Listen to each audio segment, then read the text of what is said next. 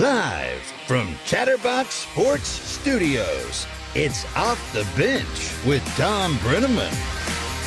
Well, good morning, and a pleasant good Tuesday morning to you and yours. Welcome to Off the Bench, presented by United Dairy Farmers. I'm Thom Brennaman. We come your way Monday through Friday, 10 a.m. to noon Eastern Time. You can find us on YouTube/Chatterbox Sports. We always ask, please subscribe to the program. You can also find us on Twitter and Facebook, where this show is streaming on the Chatterbox Sports page. Please flip the notification switch on. If your cup of tea is in podcast form, please search Off the Bench with Thom Brennaman and you're dialed in. Well, it's a very sad day in Reds country. Tom Browning, who authored the only perfect game in franchise history, died yesterday afternoon at his home in Kentucky. Browning pitched for 12 seasons in the major leagues, 11 of them with the Reds, and a big part of the team that won the 1990 World Series title. He ranks 12th in Reds history with 123 wins. He was inducted into the Reds Hall of Fame in 2006. No foul play is expected in his death or suspected in his death. Tom Browning was 62 years young. He is ready for the 2-2 to Woodson, and here it comes. And it is swung out and missed. And Tom Browning has pitched a perfect game. 27 outs in a row, and he is being mobbed by his teammates just to the third base side of the mound. A perfect game thrown by Tom Browning on this Friday night, September the 16th, 1988.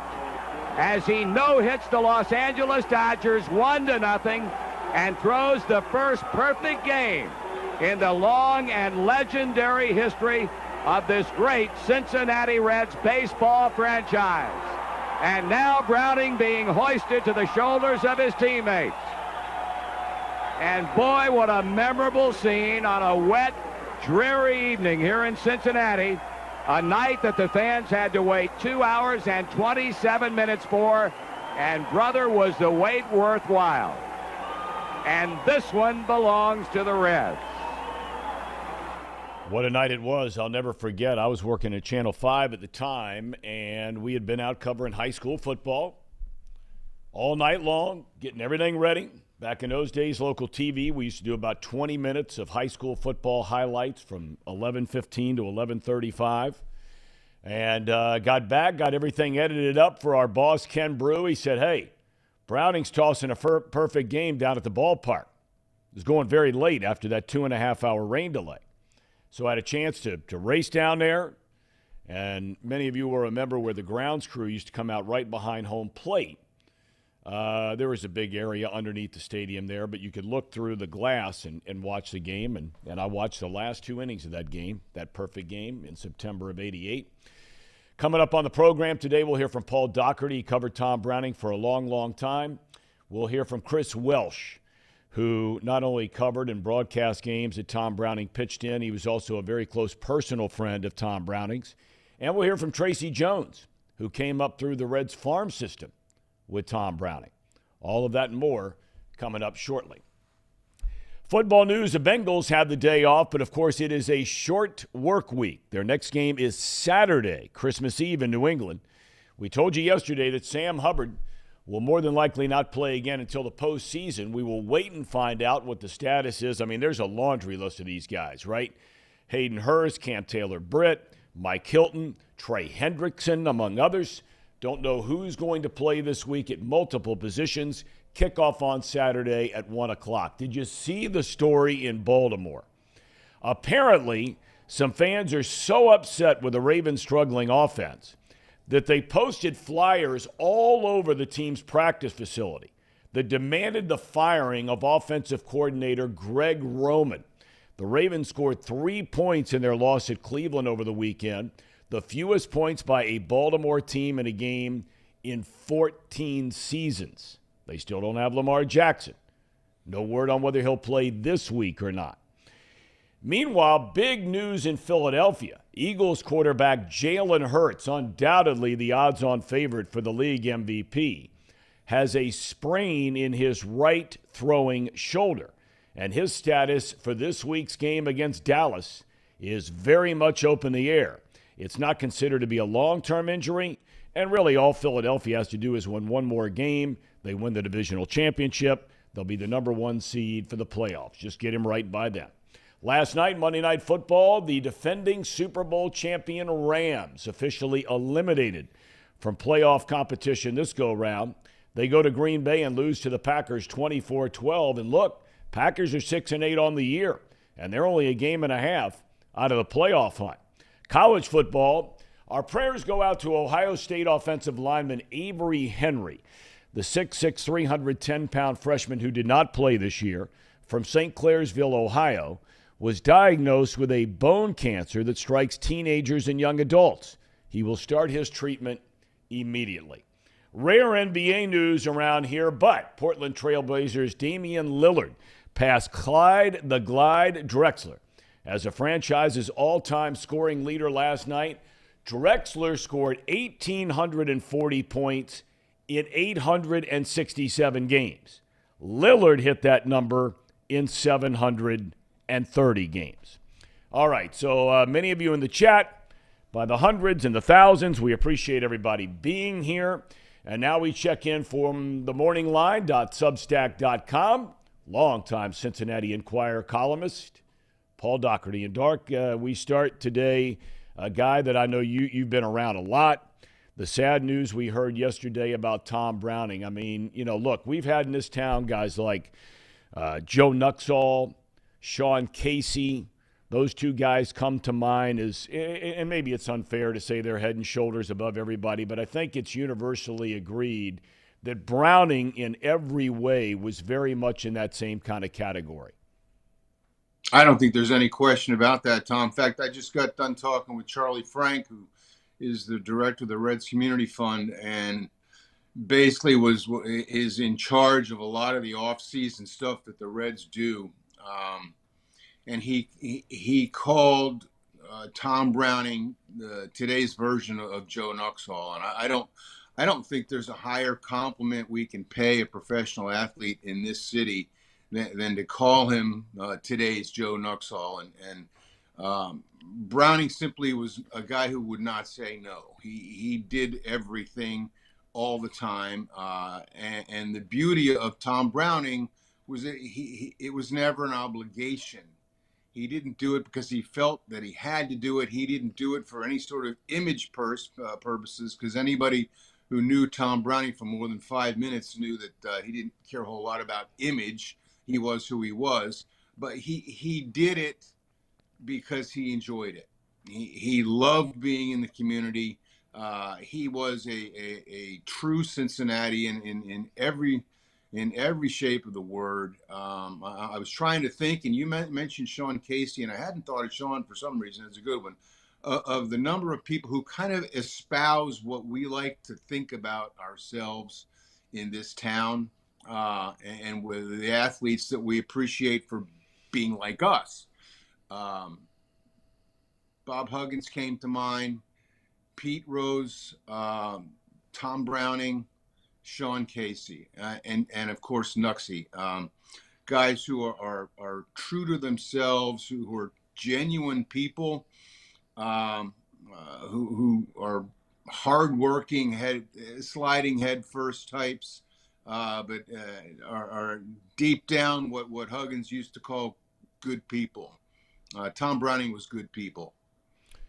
It's interesting. You start ripping off some of those names, and I had not thought of guys like Bob Huggins, although I'm certainly in full agreement with you on that. Look, it's not to sit here and say you can't be from the East Coast, you can't be from the West Coast, you can't be from Canada, you can't be from Mexico, all those things, because that obviously would be foolish. But I think it's interesting of the guys that you just ripped off, the names you just ripped off, Nuxall, Huggins, Browning, Casey.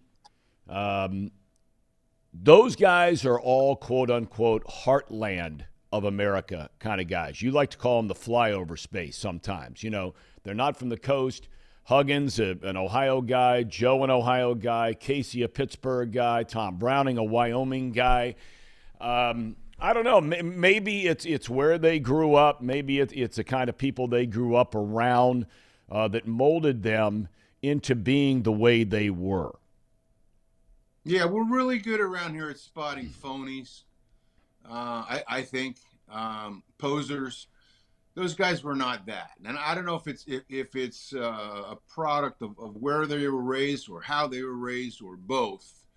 But they were they were and are people who don't pretend to be something that they're not, and who are perceived correctly as having big hearts. And Thom Browning certainly had a big heart. Doc.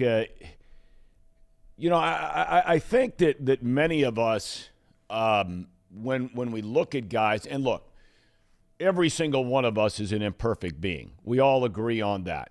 Some of us have greater faults or greater addictions or greater issues or whatever it might be than others. Thom Browning was a very imperfect man on many, many levels. He necessarily didn't take great care of himself. He had a lot of tragedy in his life. He lost his wife back in March. His children have had some major issues. He and his wife, Debbie, were taking care of their grandkids and trying to raise them. But I think that's why so many people, or in part why so many people, continue to love Thom Browning no matter what. I guess you can make the same argument for Pete, although some of his stuff starts to get right on that border where I'm not sure where you cross it or not. But guys like Thom Browning, I think it was part of his imperfections that made us like him so much, or at least be able to relate to him. You think that's fair? No, yeah, absolutely. He was a human. Another good thing about him, he never pretended to be anything else. I mean, he understood his flaws. A lot of people understood his flaws, and he never pretended that he didn't have them. I got these. I'm up front with it. I'm doing my best to take care of it. But yeah, I'm acknowledging who I am, good and bad. All right, let's shift gears now to the Bengals. You wrote extensively. You have all the space you want now. They're at themorningline.substack.com. Doc, they're not always the most consistent bunch as far as, the game on Sunday, the difference between the first half and the second half on both sides of the ball. But at the end of the day, their 11-point win was the largest spread of any game in the National Football League last weekend. They got it going on down there. I mean, they really do. After some bumps in the road and 4-4, they got it going on right now. Yeah, the only thing that could derail them, in my opinion, is more injuries. The injuries are starting to add up. I mean, Awuzie was already out. Now Hendrickson is out. Sam Hubbard apparently is out for about a month. Back in time for the postseason, but out a month. As good as they are, and as good as that depth has been, it has been terrific. You can't keep having these kinds of injuries to big time players and have the kind of success that they've been having. But you're right. They're playing as well as any team in the league, except maybe the Eagles, maybe as good as the Eagles. I don't know. And they're doing it everywhere. It's not just one side of the ball. It's both sides of the ball. They are well coached. They are motivated. They had no Super Bowl hangover. The offensive line has been almost completely healthy all year, which is just gigantic. Burrow, of course, has not missed a snap. They're not being given respect like they should be. And I usually don't care about this stuff that much. But they've not gotten the respect that they're due. Whenever the talk of MVP it comes up, it's Burrow is fourth. He's never better than fourth. Whenever talk of Super Bowls comes up, they're not really in focus yet. It's always Kansas City, Buffalo, Philly, maybe San Francisco, maybe even the Cowboys, though probably not after the other day. But this team is very good, and they picked a very nice time, same as last year, to play very well. But don't you think, Doc, and we've had this conversation before, you've written about it for dozens of years. In many ways, whether it's that respect factor you're talking about, all the way trickled down to players throughout the history of your franchise going into the Hall of Fame.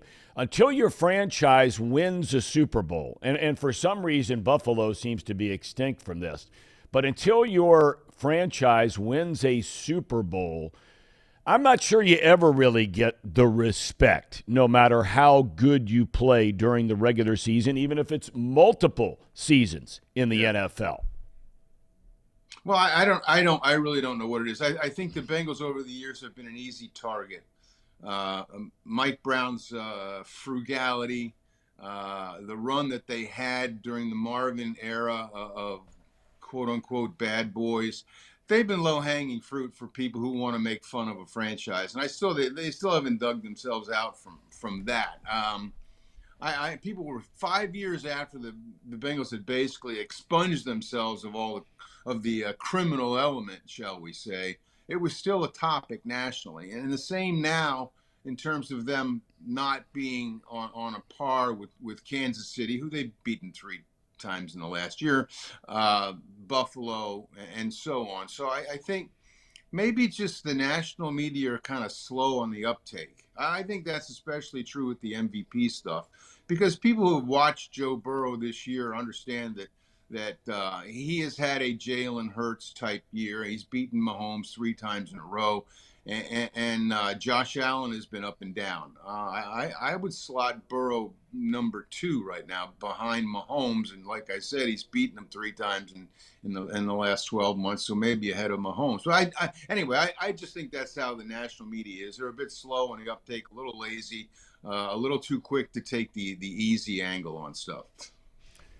All right, Doc, we as always, anything on your mind before I let you go? I mean, anything you want to talk about? We got Christmas coming up here, the whole, as a footnote. Yeah. Oh, by the way, Christmas is coming up. Anything on your mind that I haven't asked you about? Yeah. And no, I'd like to say I got all kinds of stuff I want to talk about, but I really don't. I'm sitting here writing the tribute to Browning, and then I'll wax a little bit about the beauty of the internet when it comes to Christmas shopping, which I think the internet has brought joy back to Christmas, because I don't have to drive around a stupid mall parking lot for half an hour. I love that. I don't like malls. I never liked malls. I don't like being in malls. There's too many people. The internet, I can sit around in my underwear and you know what, Tom? People say that it kind of, shopping online kind of is not good for your creativity in terms of finding that special gift, right? I think it enhances your creativity. I mean, anything your imagination desires, you can find online. I agree with you 100%. I mean, when you're walking around in a mall, there might be 1 or 2 things that even catch your eye, and you're just starting to get worn out because you can't find anything that does catch your eye more times than not. When you're sitting around bouncing around the internet, I mean, there's 8,000 ideas that never even popped into your mind, at least for me. That's all I can say about it. I'm telling you, it's like being a good reporter, where you just keep asking questions and dialing phone numbers until you find what you need. Finding the perfect gift for someone is like that. It's like you go on the internet and you find a site that has cool stuff, and they may not have the exact cool stuff that you want, but maybe there's a link to another site that has cool stuff, and that site has what you want. I mean, I've been doing internet shopping ever since there was an internet. Back when people were worried about giving your credit card online and all that stuff, it probably was a big concern, but I didn't bother me, and I never never had my security compromised. Anyway, I've been doing it for like 15 years. I felt like Daniel Boone back then. Now I'm just like everybody else. And I'm telling you, online shopping has restored the joy to the Doherty family Christmas. Very nice. Hey, speaking of, you brought up reporter, and it's one thing I meant to ask you about, and I forgot, and you just reminded me about it. What were your thoughts of that whole Giovanni Bernard thing? Did you see the video? No, the video of the incident itself or his reaction? No, I didn't. Okay, do me a favor, and we have you on hopefully at the end of the week. I'd like to hear your thoughts on how this was handled, because I think we've reached a generational kind of a thing. The long and short of it is just punch it in, Giovanni Bernard video into Google or whatever, and it'll pop right up. He did not want to talk to the press after the game about what happened on the quote-unquote fake punt. And a couple of reporters were really pressing him hard while their cameras or phones or whatever it was on, while they were running. We've all seen these kinds of videos in the past. And I'd be curious when we get together at the end of the week if you have time to hear your thoughts on this, because it's a really interesting piece of video and an interesting topic for people who have either been in the press, are in the press, or considering going into the press. Yeah. So check it out. Well, Gio was one of the most stand-up guys I've ever dealt with. Yep. We'll start with that, and we'll go on after I watch the All right. video. Well, you check it out, and we'll get back to you. Tape. All right. Check the tape. That's right. Doc, thanks for your time. Okay, Tom. Thank you. All right, buddy. Paul Doherty is always kind enough to join us from themorningline.substack.com. You really ought to check it out. He's not limited to, to space and all this kind of thing anymore. So, he'll give you like the 10 thoughts on the Bengals game. I'm sure his Thom Browning tribute is just going to be off the charts because, as good as Doc is writing about sports and sports figures and teams and all those kinds of things, he is just unbelievable when it comes to writing things about the human spirit and human emotions and people. And Charlie Frank was the perfect guy for him to talk to because, you talk about a guy who's right there with the Joe Nuxalls and the Sean Caseys, even though he's not an athlete. Charlie Frank is as good as they get, and he's been running that Reds Community Fund ever since the advent of it. Casey McAllister, Paul Fritchner, the dunce over there, hard at work. Brandon Seho, how we looking today, man? Looking good. It's a sad day, but we're doing good here in the studio. Thom Browning wouldn't want anybody to be sad today. He wouldn't. He would. He was never sad. I mean, if he was, you never knew it. He was always upbeat, made people feel like $1 million, no matter who you were, no matter where you were in life, whether you were down and out on your luck or whether you're sitting on top of the world. He would not want anybody down today. Thom Browning, first manager of the Florence Freedom that played their season right here in Hamilton. That's exactly right. I think it was who writes? Why am I drawing a blank from The Athletic? Jay Morrison. He wrote about it yesterday. Yep. He was covering the team, and he made the comment on Twitter yesterday that after every game they had the manager's office in a trailer, right? Yep. And he said he used to walk in there, and the first question that would be asked would not be by the press. It would be by Thom Browning, would you like a beer? I like that. Dude That's was just, what a great guy. Gosh, what a great guy. Chris Welsh will give tremendous insight later, as will Tracy Jones, because Chris was done playing by the time Thom came up. It was right on that border. But he was around him, basically called on television every single game that Browning pitched.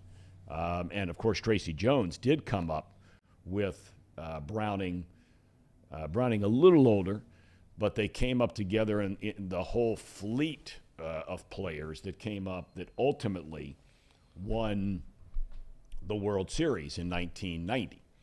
So more of that coming up a little bit later on in the program. What else we got on the docket here today, fellas? I'll give you a choice. All right. Do you want to do Choices are good. This day in history or the new PFF segment that we're going to do? Let's start with this date in history. All right. Today is, I'm assuming this was December 20th. Yes. Okay. That would be today. So this date in history. Well, we wrote it yesterday, so I was just making sure that we were going off the right date here. Okay.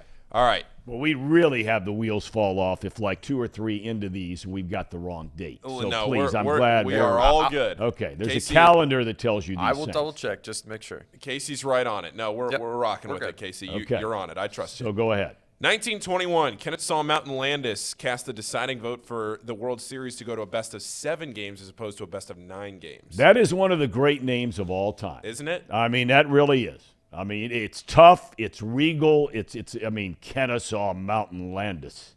You imagine introducing yourself with that name? Okay, go ahead. It's a real man. That's right, real man. Go ahead. 1966, the NBA awards Seattle an NBA franchise, the Supersonics, for 1967-1968. And now they're no more. No more. They're down in Oklahoma City. There has been discussion of the NBA going back to Seattle. I don't know how real those discussions are or if there are any cities above them in the pecking order, but Well, look, whenever you start talking about sports franchises and cities because they, weren't allowed to have one for so long, Las Vegas comes to mind, right? I mean, that's normally the first one. But there's still a ton of money up there in Seattle. And you need a fan base with a big population and a lot of money to support an NBA team because those tickets are expensive for 41 home games a year. Yep. Yeah, and didn't they just make the Kraken? Aren't they? Oh, yes, Seattle. Yes, the Kraken, the new NHL franchise up there, an expansion team a couple years ago. That's right. Yep. That's right. This one, Tom, I'm curious to hear your thoughts on this one. Back in 1985, Howard Cosell retired. I was working with a guy, Joe Assetti was his name, God rest his soul. Ironically, lived in Seattle. Born and raised New York guy. But I worked a number of seasons in the NFL with him as a director. He's one of the most legendary television figures in all of television sports history. Joe Assetti is his name. Was his name, is his name. He traveled with Howard Cosell in boxing for 15, 20. And look, when it came to boxing, there was a time. It's hard for young people to believe this now because, boxing's lost some of its stature. There aren't the great stars that there used to be. The MMA stuff has captured the attention of a lot of people. I don't get it, but a lot of people are into it. But boxing at one time was as popular as any sport, by far more popular than the NFL. By far. I mean, you had Muhammad Ali. You had Smokin' Joe Frazier. You had George Foreman. You had Leon Spinks. All these guys, which it just goes to show you how the world has changed.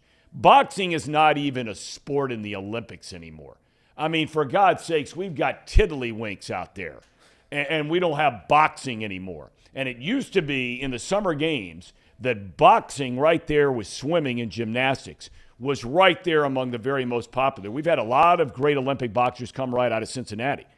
The Tommy Ayers and the Aaron Pryors and all these guys. Anyway, and then in the welterweight division at one time, you had Sugar Ray Leonard and Thomas Hitman Hearns, and you had Roberto Duran, and all these guys going at it. Fighting each other all the time for championships. Everybody and his brother watched those fights. Cosell was the king. He was the only guy that could get Muhammad Ali to talk of all the great quotes you've heard from Ali, right? Float like a butterfly, sting like a bee. I'm a bad man. I'm a bad man. Those were all with Howard Cosell. And, of course, he was known as, in Monday Night Football, and he was one of the most. You can make a very strong argument that he was. Popular is not the right word. Help me with a word here, fellas, because he was certainly a polarizing figure. I mean, as polarizing it, you either loved Howard Cosell or you hated him. But he was going to tell it like it is, man. And he was the first guy on national television that would tell it like it is. A lot of people hated Ali because of his faith and his Muslim faith. And they didn't like the fact that Ali didn't want to fight in the war. There were a lot of people out there that were really south on Ali. And here was this Jewish guy from New York, this hardline, tough reporter. Obviously, I bring up Jewish because here you have a guy that's practicing Islam, and here's this Jewish white guy, right, that all of a sudden has embraced Muhammad Ali, and they have this incredible relationship that went on for longer than a decade. And that guy, what a career. You guys are too young. Tells it like it is. Howard Cosell, speaking of sports. That was on every radio station in the country every day. Like a commentary, long before all these, Colin Cowherds or whatever it is they do with these, or DraftKings update. It was Howard Cosell. He was amazing. See, even Everett Henry says you get a little bit of everything here on the program. You get religion and you get Vietnam. You know where Muhammad Ali's from? Louisville. That's right. He is buried in the same cemetery as my granddad. No kidding. Not too far apart from each other. How about that? I go down there to see my granddad's gravesite. That's right next to Muhammad Ali. Absolutely. All right, so that's our day in sports. Or do we have another? Yeah, well, that's the day in Please don't tell me we're going to drop this last thing in that I think is coming. Oh, yeah, we are. Of course we would, Tom. Scored a hat trick in the World Cup final. Mbappe's birthday God. today. 22 years old. Could you imagine being 22? 22. Was he 21? No, there's no way. I think he's turning 23 Or today. 24. 24 today. 24 today. 24 years old. Mbappe. The Frenchman. The Frenchman. The Frenchman.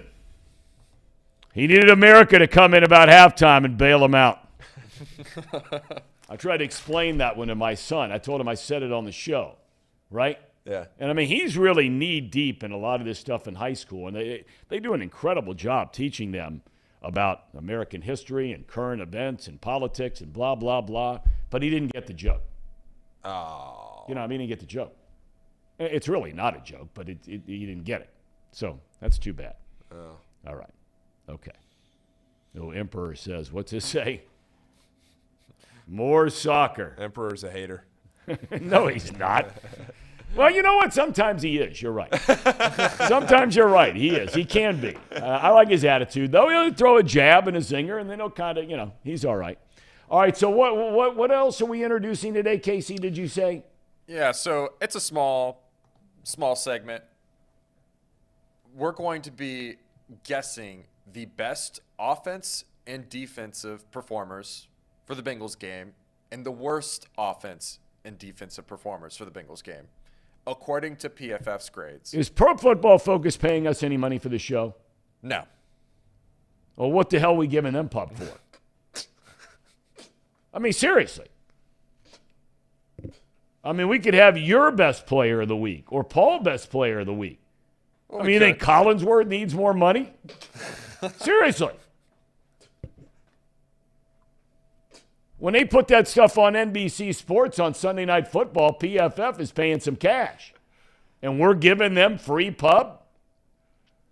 All right, go ahead. It's the Casey McAllister best player of the week. Fire it up, Casey. All right, You might go have ahead. just researched it a little differently. Oh, and Trace Fowler says, does the Athletic pay us? I always give that, though, a caveat beforehand.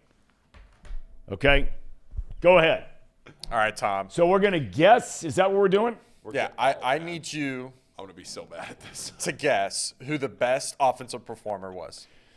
Best offensive performer. Can you at least give is it skill or line?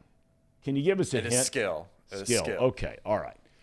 Then I am going to say it was T. Higgins. Is that your final answer? That's my final answer. It was Joe Burrow. Okay. Well, you figured that was the obvious 4 touchdowns. Okay. All right. Let's keep going, Casey. All right. So now, who performed? I thought Burrow, look, I don't know what they're grading. The guy threw 4 touchdown passes, but he had a very pedestrian game. I thought so, too. He really did. Look, and that's not bashing Joe Burrow. I love the guy, and I think after Hurts, he'd be second in line right now for the league MVP. But, his numbers in no form or fashion were overwhelming in every other category except really the only one that matters, and that's how many points you put up on the board. But in the first half, he stunk. Period. He stunk until the final drive. Threw a pick, go 3 straight 3-and-outs.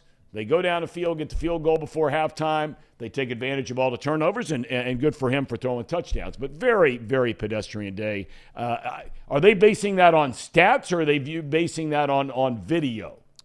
Based off video. Based off of how they performed. It takes into account, like, even if he made a good throw, and if there was someone deep open and he missed that, that's negative for him. So can you guess who the worst performer was? On offense? Yep. Are we talking about, again, the line or skill? We're talking about the line. The line. Ooh. Well, it's got to be one of the tackles. Gotta be. Well, I would think. It seemed like when there was pressure, it was coming from the edge. Who do you think who graded worse? Who was the worst performer? I'm going to say Jonah Williams. It's the right side, but it was Cordell Volson. Really? Okay. All right. I mean, I don't sit there and watch, game film all 22. I know Collins did not have a great game either. Okay, so I'm 0 for 2. 0 for 2 so far. All right. Now let's talk about defense. Picking, before you even say it, I'm picking him every game the rest of the season, and that's DJ Reader. He's the best player they got on defense. He probably wasn't the right guy, but that's who I would pick. I don't know. Jermaine Pratt? Jermaine Pratt had an excellent game. I don't know. Or are they going to give it to Logan Wilson because he had a bunch of tackles, but every time I looked up, he was chasing guys around in coverage? No. And late. No, the only one of those guys that you mentioned, DJ Reader, was in the top 10 of performers. Okay, then who was it? If we're going based off of starters. That's what you said. We're going by. Okay. Who is based it? Off BJ Hill. Okay. All right. Yeah. And I loved his comments after the game, BJ Hill. He was great. Great interview. I mean, he just laid it all out there. Said there was a lot of smack talking going on out there when the Bucs were up. Some of the guys didn't like the comments made by Brady, about the defense and all that kind of thing. BJ was great. What's really weird here, they actually gave him a coverage grade, which means that he was out in coverage. And they do that with their defensive linemen. They do that a lot. They do. More than some other teams. You'll see Hubbard do it from time to time. You'll see Hendrickson do it from time to time. We've seen Reader drop back and say, they'll do that. But he was responsible for the most stops in that game. Okay. Can you guess who the worst performer was? I mean, I can sit here and guess all day long. It's a skill guy. I'm going to say it was – well, I sure hope it wasn't Eli Apple. No, it was not. Okay. Then one of the safeties. Okay. Okay, I'm going to say it was Von Bell this week. Not quite. Who? Jesse Bates? It was Daxton Hill. Well, he's going to – look, he is not a cornerback. He's having to play cornerback. And God bless him. He's a rookie. He's out there busting his tail. He's doing the best he can. But they got to get Hilton back. They're already down to Wouzier. Apple has been solid. Flowers came back and played quite well the other day. Had the interception. Also broke up some stuff in coverage. Played well. So, we were just talking with Doc. They got to get some guys back. All right, we're going to take a break. And you can send you can receive in receivables the check from Pro Football Focus when we come back. It's that time of the show, the Ham and Eggers. These guys are great. Trust me, I would know. I introduce all the best segments. Uh-oh. Well, Brandon, thank you very much. Casey, you said you had something for us today as we go to break. So, if any of you watch, not too picky, if you watched at the end of the show, I mentioned something like, well, if you don't like the game, you probably shouldn't bet on it. Don't just try to bet on every primetime game. Yeah. And I don't have the evidence to prove this. It's fine. I'll believe you. But I had a parlay. Yep. I usually have a parlay for all your shows. And I didn't say it, but It would have hit, and it would have been a plus 375. Okay. All right. And- So just to be clear, Casey, for people that maybe didn't watch yesterday, Not Too Picky is the gambling show that Reed and I do on Mondays and Thursdays. On Mondays, it goes on after the box lunch, usually around 1 o'clock. On Thursdays, it's right after Tom's show at noon. Yesterday, we did a Sports Betting 101 segment, which if you want to watch, because sports betting is coming to the state of Ohio on January 1st, you can go back, find the YouTube page here on Chatterbox Sports. Just go down there and click on the YouTube page whenever you want here after Tom's show is done. You can go down there, you can click on it, and you can watch the Sports Betting 101 segment, which explains the basics of what you need to know. Well, usually how we end the show is Casey will give us some sort of a parlay, because Mondays we have Monday Night Football, Thursdays we have Thursday Night Football. Casey will give us some kind of a parlay. We've been trying it throughout the season. Casey hasn't hit yet. I walk in today, and Casey tells me it hit. It would have hit. It would have 100% hit. Now, I will say, to your credit this time, you picked 3 legs that were related to each other. I did. Like you picked the under, you picked the I picked the what? the Rams to not score more than 14.5 points, which they only scored 12. So that would have hit. And then for Packers to score more than 21.5. Score more than 21.5. Yeah. Okay. And all right. all those would have hit. And It's okay. it's right. What it is. You know, you can't win unless you bet. That's exactly right, Casey. And I'm just here to kind of vent to the betting master, because I took my advice yesterday, which I thought was great advice, but ended up being a Yes, you know. yes, absolutely. Absolutely. Tom, Casey hit a parlay yesterday, and he gave it out, and then he never actually gave it out. I think I didn't start dropping F-bombs. Right, We are live on the air. That wouldn't be good. And F-bombs come in various forms, so it's a good thing, because you can have something attached to it. You can have a person attached to it. None of that would be very good. But you were starting to say, forgive me, Paul. No, I was starting to say that Casey, he's been giving out parlays all year on Not Too Picky, and yesterday we went off the air and he never gave it, and then it ended up hitting. We heard about it later. It's just tough luck. It's just tough luck. It is tough luck. That's just how it goes. Tom. Yes. What the hell's so funny over there, Brandon? What's your problem? I don't know. Brandon's laughing at something. Just him walking in. Oh, yeah. We have a Teaching Tom today. We do. We do. All right. What do we got today, boys? Since I'm looking drip, my fit dialed in. Oh, yeah. There's one of those that goes around on the internet. Joe Burrow, Joe Shiesty. Joe what? Is that the word? Is that the hip word? I don't even know what to say. What? When a viewer tells me that I'm trying to be hip and I'm not as hip as I think I am, that hurts.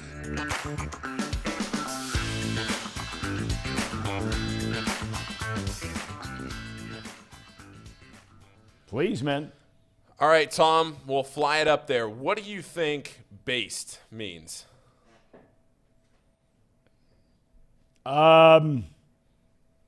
Based. I mean, it's something like based in fact. It's a fact. No? Not even close? It's No. not. You're not hurting my feelings. This is Teaching Tom. It's off. It's off, but it's on the right direction. I was trying to see if I could maybe like twist it in a way that maybe we got there. But Okay, so give me an example of based. What is based? Here's what this means. Okay. Fly it up there on the screen. A word used when you agree with something or when you want to recognize someone for being themselves. Tom, straight spitting facts. In part, I was accurate, Yeah. right? Yeah. But give me another example. So if you're out with your buddies, okay, and you're going to drop that word, give me an example of how I can then use that word. It's more of a reaction to a statement. Okay, so if I say Von Bell's a stud, you would say Based. That's based. Really? Yeah. Okay. Is that right? Seho, you never heard based? Seho's out on base. Seho's too old.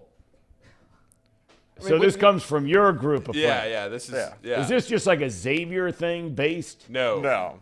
No, like it's like there's a rapper too. Like There's what? There's a rapper. Lil B, the bass god. Who? Oh, yeah. Who? Here we go. Who is this guy? Lil B? You never want the curse of Lil B. Everybody and his brother's got a little. Lil B. Right, little Izzy Vert, right? I heard of that guy when our son went down to some show down there. Little Izzy Vert. There's a million Little Wayne. So who's this dude? Little Based. What's his name? Lil B, the bass god. The Bass God? Based god. Yeah. The Based God. Yeah. Ask your son about him. He'll know him. You're never trying to get cursed by Lil B. That's all I know. Sir Boy Wonder says Thom should rap a Lil B song. Oh, let's get you into. So does Andrew. Let me look up, because I love when my son brings up these guys. I love looking up. Here we go. You're not going to want to read everything out loud. Yeah. Lil B, because there's Lil Baby too. That's another one, right? Yeah. Okay, so everybody's got something going on, right? All right, Lil B. There we go. Let's check out our man here. Okay. No, listen, I'm not going to read it all, okay? I mean, I'm not going to read it all. Just relax. He has a song, Thank God I'm Based. Yes, his alter ego is the Based God. Yeah. Yes. He's from the Bay Area, which more than likely, he's from Berkeley, California, right up the road. Says that he has his extensive use. He describes his work as based, okay, a term which denotes a lifestyle of positivity and tolerance, and is noted for his extensive use of social media to build an online cult following, it says. Started rapping at the age of 15, did Lil B. Anything else we need to know about him? I think you're good. We're good? Here's one thing that's interesting about him, okay? When he was a little kid, early in the morning, the apartment he lived in caught on fire. It was an electrical fire. Little B and 6 other people were saved by a 15-year-old kid who ran through the entire apartment building and saved every one of them. Wow. What a story. But, boy, he's had, now I see why I probably shouldn't be getting into some of this stuff with Lil B. He certainly has, There's some character in his songs. Well, he's not very popular in certain groups of people. Nope. We'll just leave it at that. No sense in going down that road. But we've learned about bass today, so we're on a roll. All right, Thom, one more thing. Yes, sir. Elon Musk just said that he's searching for a new CEO of Twitter. Your thoughts? Well, look, and it's not to get overly political, but some of this stuff that has come out in the last number of days, man, I mean, this is I don't care what your political slant is.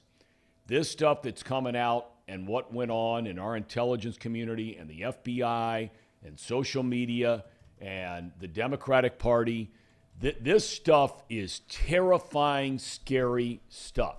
And I find it just so ironic that all of these groups of people, a number of them should be in jail for what they've done.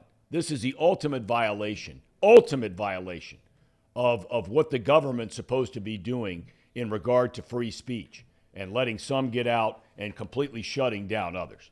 I mean, this stuff is terrifying if you're just an American citizen, because if you flip the script and did it the other way, there would be people losing their minds.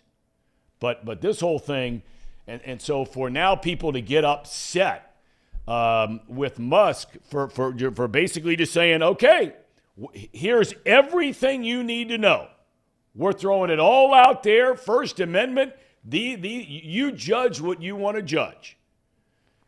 And here's all I know. This is all I know about Elon Musk, okay? I don't know the guy. There are things you like about people, things you don't like about people, okay? Ask yourself one single question. Would you want your son or daughter in multiple ways to be more like Elon Musk or more like James Clapper? Would you want your son or daughter to be more like Elon Musk or Taylor Lorenz? You tell me. This guy is an entrepreneur. He's a scientist. He's an innovator. He's a capitalist. Has he been perfect? Absolutely not. But that guy's a winner. A winner. All right. So I didn't mean to get off base. No, you're good. Off base. Let's try to steer the conversation back into the sports. Indeed. Let's go. Casey. Jolly. And I know where Jolly falls on all this. Believe me, he's in the James Clapper camp. He says, I'll sell you some Tesla stock. Okay. And Laura Up says, yeah, he sacked half his employees. Yes, he did. For damn good reason. So go ahead. Where are we going back to sports? Casey, steer this ship. Wait. How much is by the Reds? Elon Musk, would you like him as owner of the Reds? Oh, boy. I think he would qualify as the richest owner in sports. Immediately. Right? Probably. I think the wealthiest guy, if I'm not mistaken, the wealthiest owner of all professional sports franchises since Paul Allen passed is the guy that owns a franchise in L.A., Stan Kroenke. I believe he's the wealthiest of all the owners in sports. The guy with the New York Mets is right there behind him. Steve Cohen? Yeah, but if Elon Musk bought a team, he would then be the guy, for sure. All right, let's go. What about Bezos to the Commanders? Bezos buys the Commanders? I mean, it Bezos? wasn't the whole. Is it Bezos? It's Bezos. Is that Bezos? Bezos, tomato, whatever. Barrera. And the other guy that's got a lot of the cash, and I had said Paul Allen when he owned the Seahawks, but the other guy, Ballmer's got a lot of cash out there with the Clippers because Ballmer became CEO at Microsoft after Gates and Allen and that whole crew stepped aside. Ballmer's got to be right up there, but he's not Elon Musk. Bezos? Hang on. I'm not going to let you get away with this. Bezos? I thought you were just doing a bit. It's Bezos? I've always said Bezos. Oh, my God. Maybe I have said Bezos, and I just always think it's Bezos. It's Bezos. This is a bit. Paul, they didn't teach you that at Xavier. They taught you Bezos. Maybe it is Bezos. Yeah. Yeah, see? All right, Casey, what do we got? Well, the conversation about Elon Let's move it along. being the owner, that was a really good conversation in the chat, but there's something before that that everyone just seems to always bring up in the chat. What's that? The Patrick Mahomes versus Joe Burrow in the God. MVP conversation. I mean, I was just sitting here reading it the whole time. I'm like, what? Are we really having this conversation? Well, Pat Mahomes is like the far and away favorite to win. It's not even close. He's minus 350, and nobody else even has close to minus odds. Let me say that again. Patrick Mahomes is minus 350 to win the MVP. Patrick Mahomes is ahead of Jalen Hurts. Oh, it's not even close. Mahomes is minus 350. Josh Allen is plus 550, and then Jalen Hurts is tied with Allen at plus 550, and Burrow's at 600. Yeah, I mean that's not even close. That's not even a discussion right now. It's a stats award. It's not based off of performance against good teams. It's got nothing to do with that. It's all about the stats. I don't know. I don't like the award. I thought Joe Burrow should have won it last year. All right, just file this away for a second. Patrick Mahomes this year has 35 touchdowns. He's thrown 11 picks. Okay? 35 and 11. Okay? And I know that's not everything. I get that. But let's look up real quick Jalen Hurts. Okay? Let's take a look at his stats. Was that Josh or was that? That was Patrick Mahomes. That was Patrick. Okay. Double check that. I may have looked it up wrong. Jalen Hurts has thrown 22 touchdown passes, but of course they run the ball a lot more than Kansas City does. So he doesn't have nearly the number of attempts. Their completion percentage is exactly the same. Mahomes has thrown for about 600 more yards. Hurts has thrown for 22 touchdowns and 5 interceptions. 5. Quarterback rating of 105. What is Mahomes' quarterback rating this year if you get wrapped up in all that kind of stuff? He is at 105 as well. Hurts is slightly higher. But Philadelphia is a much more rounded offense this year in the regular season. I'm not saying they're a better offense in Kansas City, but they are by far a more well-rounded. And the last time I checked, Philadelphia's lost one game. How in the world is Patrick Mahomes ahead of Jalen Hurts? Yeah, hang on a second. Have you seen the rushing stats? Well, I mean, they're insane for Hurts. Oh, let's go. How many? So he's got 747 rush yards. That's what I'm saying. This and guy, 13 touchdowns. he's not going to play, it looks like. They're going to watch out for his shoulder. This guy could have been a 4,000-yard passer or 3,500-yard pass. No, 4,000. He could have gotten, if he's at 35, whatever it is right now. And he could have been damn near a 1,000-yard rusher. And you're going to put Patrick Mahomes ahead of him for the MVP? It's ridiculous. What are they basing? I'm being totally serious now about this. I'm not being confrontational. I'm not being anything. What could be the answer or the reason that Patrick Mahomes would be ahead of Jalen Hurts for the MVP? And we're taking Burrow out of this because I think Burrow's better than Mahomes. But I don't think Burrow's had a better year than Hurts. They just love Patrick Mahomes. I don't get it. I feel like Jalen Hurts should be there. He's had a better season, in my opinion. And a better team. And a better team. Yep. I don't know. Yeah, I mean, Andrew brings up, this is a great point here. Says Hurts is what everyone says Lamar Jackson is. Yes, I agree with that. Hurts is a better player than Lamar Jackson. I agree. He throws the ball far better than Jackson. Now, Jackson's an extremely dynamic runner. There's no doubt. But, I mean, it's not like Hurts is all that far behind as a runner. No. 700 and something rushing yards? 13 touchdowns. I mean, that would put him at 35, along with Patrick in passing. Everett says Hurts has a better team than Patrick Mahomes. Patrick Mahomes is more key to their success than Hurts, hence the MVP. I don't know how anybody, Everett, and we love you being here all the time. I don't know how anybody in their right mind says that anybody is more important to their team so far this season than Jalen Hurts. That's their whole offensive scheme is based off of it, off of him being able to run the ball. He runs like an RPO. They throw to the flats a lot, but then they throw it over the top to A.J. Brown. And I don't know if any of you watched. I only had to watch one game. If you go back and watch them play against Pittsburgh, you know everything you need to know about this guy. He throws it on the dot, 30, 40 yards down the field to A.J. Brown. Yep. He looks like Joe Burrow in the backfield, but can run and run you over. He's such a unique quarterback to me. We're still talking about Hurts here. Yes. Okay. Yes. I love the line, and this will get us to Chris Welsh here in a minute to talk about Tom Browning. But here's what I love. Poofy-haired fancy buoy with a Marty Brennaman picture of big hair as his profile pic says, Hurts so good. Sometimes love don't feel like it should.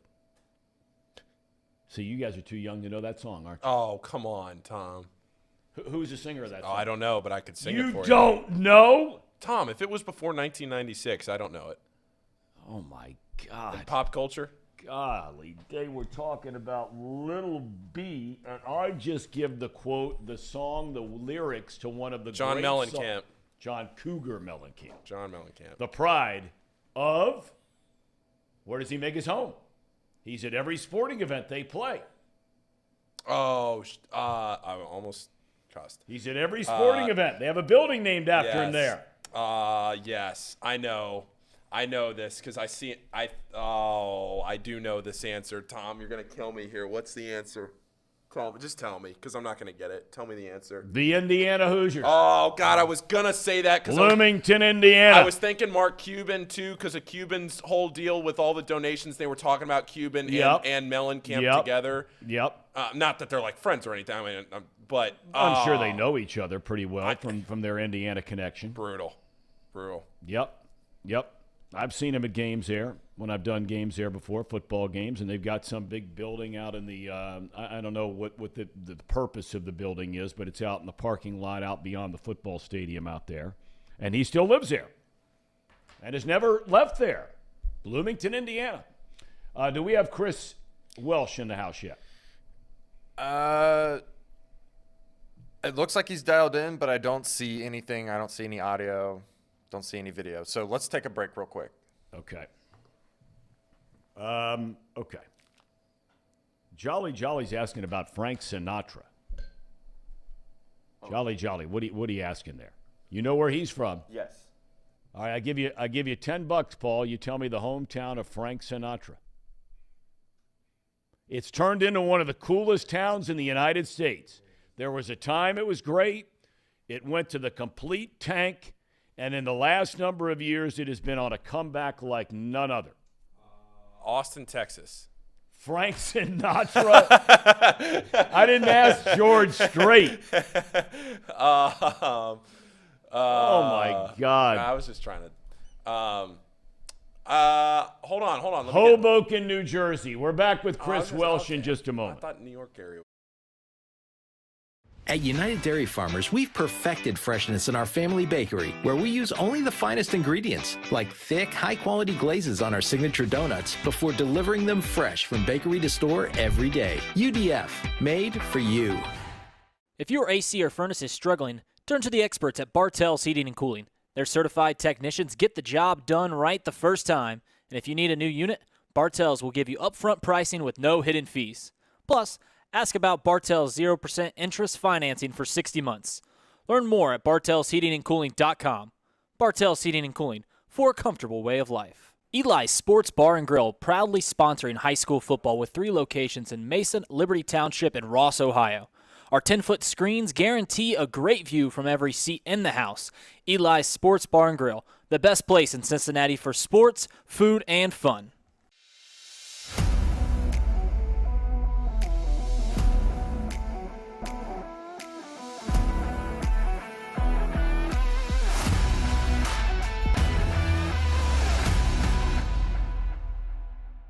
Where can you turn when you're in pain? Turn where more high school, college, and pro athletes turn. Where your neighbors and weekend warriors turn. Turn to Beacon Orthopedics and Sports Medicine and get superior care on your schedule. That's the Beacon difference. Check out our fresh arrivals at Jake Sweeney Used Cars. Over 250 used vehicles weekly. All makes, all models. From economy to luxury, Jake Sweeney, the original used car superstore.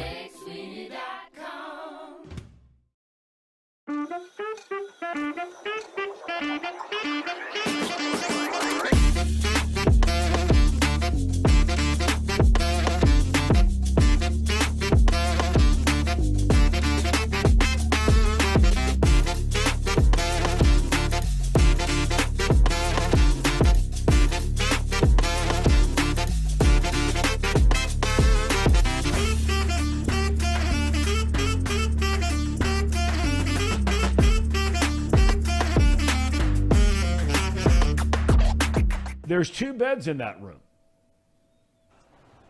There's 2 double beds. Boy, your in that room. Jim wants to know, said it kind of reminds me of Mr. and Mrs. Wilson on Dennis the Menace. There are a lot of people wondering, what's going on down there. Because you've been very hard on Danae on this program. I mean, you have worn her out when it comes to her choice of accommodations on places where you guys have been staying, whether it was down in Mexico. Right. I think you referred to that 6-star resort as a dump. And then you went on to say that the house you rented down on the Gulf side of Florida here the last couple of weeks was also a dump.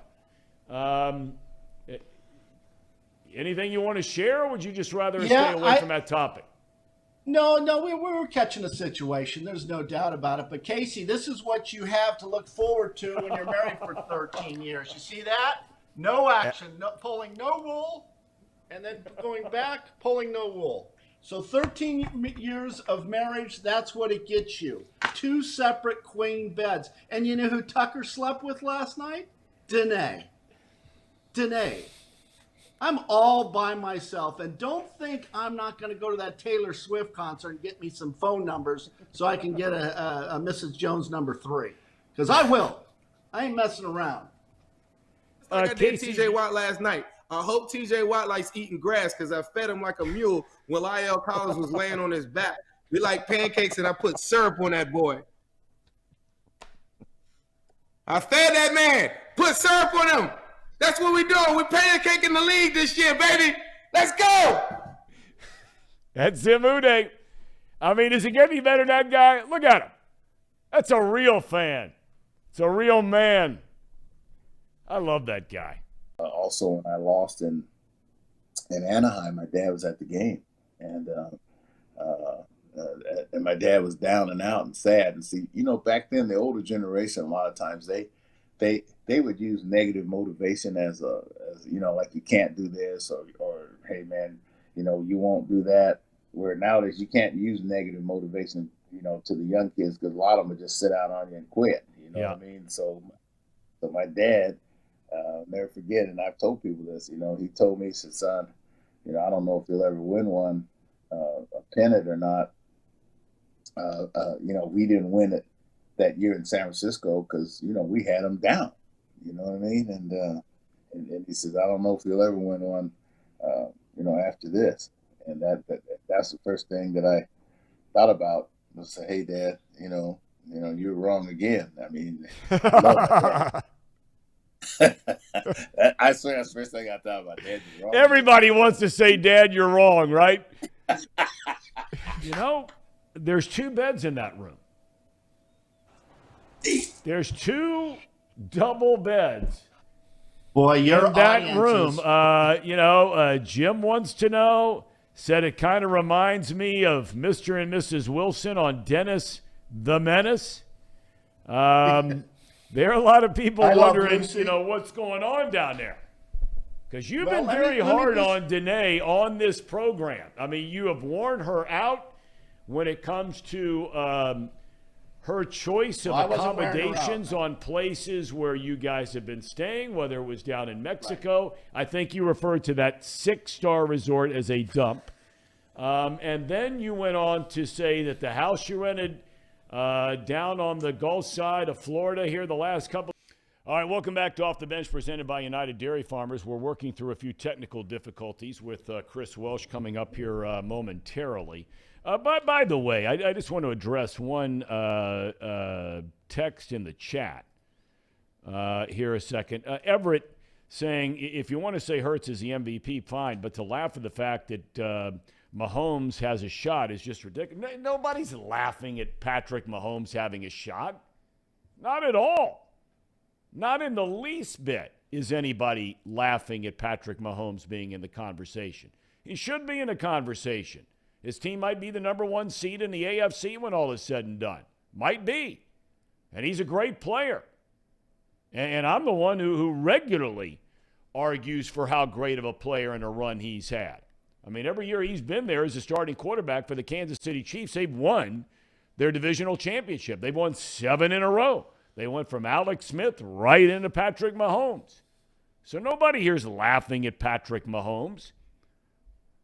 I'm just saying that I think this year, based on the body of work, and you take all things into account, along with the team success, that Hurts, running, throwing, all those sorts of things, his team's lost 1 game, that he should be the MVP. Everett saying that Casey was laughing at it. I don't think Casey was, but if you think he was, maybe he was. I don't know. Do we have Chris or no? We're working on it. Okay.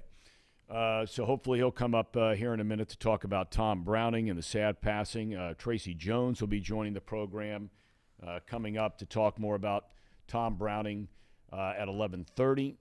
Chris is kind enough to get up and at him, so hopefully we can get these technical things straightened out because he's up and at him early to join us from Arizona.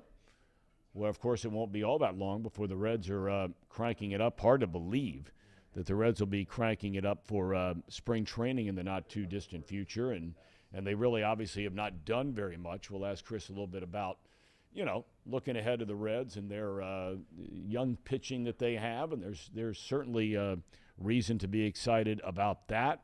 The team has not done much, well, not done anything in regard to free agents, although there's still a lot of time between now and spring training should they decide to do something about that. Nice to have Sharon Peters back in the house today. She only shows up when Tracy's going to be on. I wonder why that is. She likes Tracy. Loves Tracy. I mean, some of the comments she makes in the chat I can't repeat on the air. No. She loves Tracy. She does. Seth had said, yeah, Sharon said, you only show up when Tracy Jones is on here. Says, I'm on here every day. She says, basically, that's about right. Got some Merry Christmases in the chat. Yep. Christmas is right around the corner. 5 days. Yep. Still working on this? Yeah. You know what? Tell Chris thank you. We got to figure out what's going on with some of our stuff. Last couple days, whether it was, I don't know if it's on their end, our end. I don't know what it is. But Brian Billick, we had to cut short yesterday. I hate asking guys to come on, especially when they're in the Pacific time zone and they get up to do it, and we're having some issues. So well, we'll see if we can get him on here. Otherwise, yeah, we'll see. Okay. All right. Yeah, lots of Merry Christmases. And this is Christmas week, and we all have so much to be thankful for. Paul, the Muskies are back at it. Is that tomorrow night? Is that right? Tonight. Seton Hall at home, 8:30. Now, what's the story on Seton Hall? Seton Hall, they're having a decent season. They're 7-5. They have a new coach, Shaheen Holloway, which if you watched St. Peter's last year, the run of the Elite Eight, great. Yep. He was the coach for St. Peter's. Kevin Willard, who was the old coach at Seton Hall. I wouldn't say Kevin Willard was necessarily a bad coach. He just kind of got stale at Seton Hall. The fans kind of got tired of it. It was just one of those things where he'd been there for so long. They didn't have a ton of tournament success under Kevin Willard. Really, not any tournament success under Kevin Willard.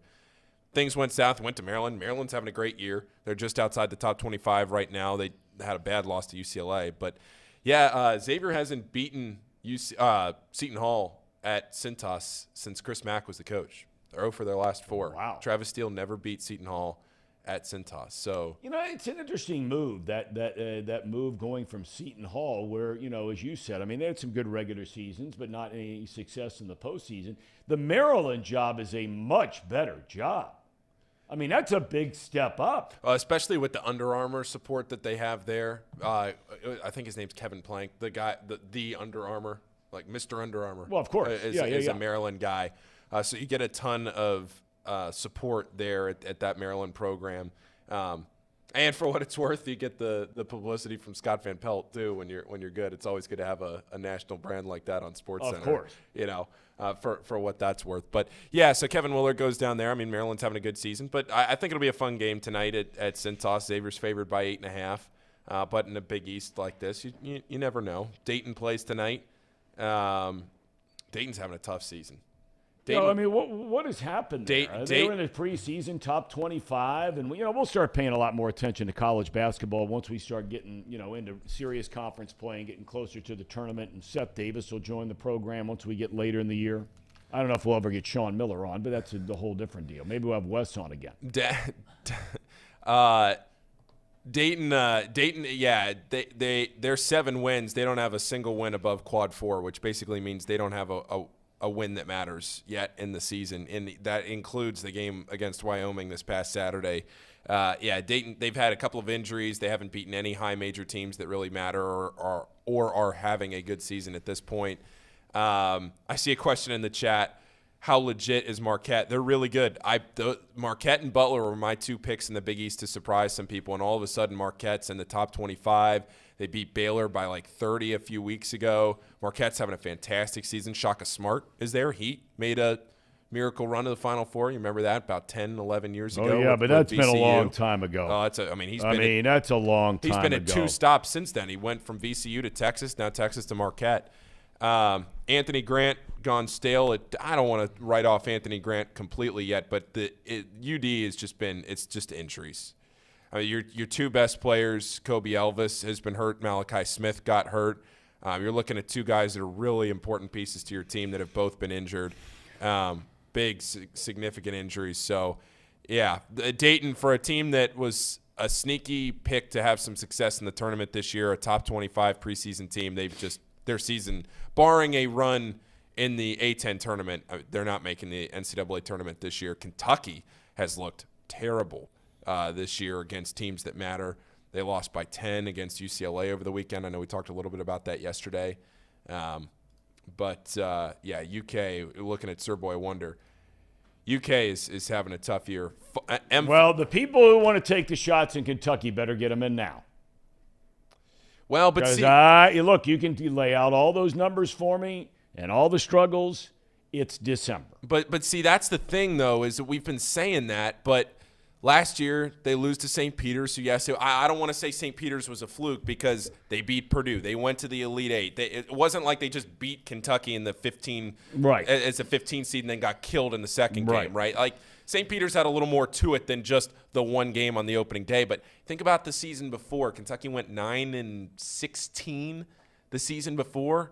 7 games under 500. I know that was the COVID year, but still 9-16 for Kentucky, and then you lose in the first round of the NCAA tournament. I mean, the year before that, you're not in the tournament because there was no tournament. And in 2019, I mean, that was the year that they were the 2 seed and lost to Auburn in overtime. So I don't know. I think Calipari's, as wild as it is to say for somebody that felt like he had a lifetime contract at Kentucky, the patience is wearing really thin, and I don't necessarily blame him when you're 4-13 in your last 17 games against ranked teams, and the constant narrative is they're going to get better, they're going to get better, they're going to get better, and they should. They won't be 9-16. They're still in the top 25, and they're still in all the predictive, like if you look at Ken Pom or any of the other ones, I mean, they're still number 8, or not number 8, but they're high up. They are number 8 in Ken Pom right now, so you know, they're a very good defensive team, but boy, oh boy, they cannot score the basketball right now. And they can't shoot the ball either, which is the real issue. Yeah, and I don't know how much you can teach shooting once you get to a certain point in time. You know, guys they're a good shooter, they're not a good shooter. Of course, you can get better with practice and that kind of thing. But look, you know, we talked about it before. Whether you're talking Kentucky basketball, Ohio State football, there are certain programs out there that, you know, your fan base will go south in a hurry because the expectations are so high.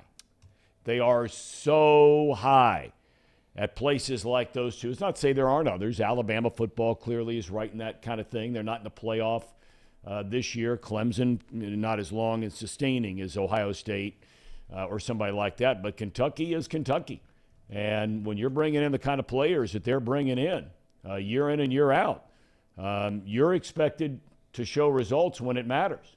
Yeah. And they'll go south on Cal in a heartbeat. Yeah, Matt Jones from Kentucky Sports Radio did a really good thread on it the other day and talking about why the expectations at Kentucky are so high and why Cal needs to be judged the way he is right now. And because Kentucky thinks of themselves, rightfully so, I'm not saying they shouldn't, but Kentucky is one of the blue bloods. They're one of the best programs in the entire sport. They are the best because they have always been the best. And now in the last few years where you are intending on having so much success, you haven't.